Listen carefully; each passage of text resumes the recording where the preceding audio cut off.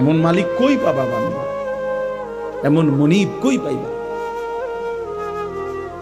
কই পাইবা? হাদিস আছে নবীজি সাল্লাল্লাহু আলাইহি সাল্লামকে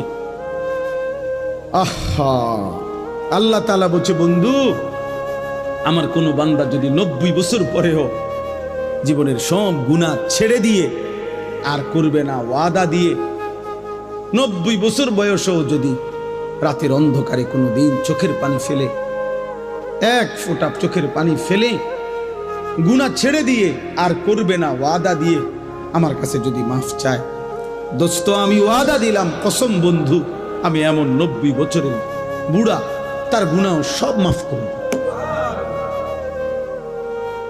কুল ইয়া ইবাদিয়াল্লাযীনা আসরাফু আলা আনফুসিহিম লা তাকনাতু মির রাহমাতিল্লাহ।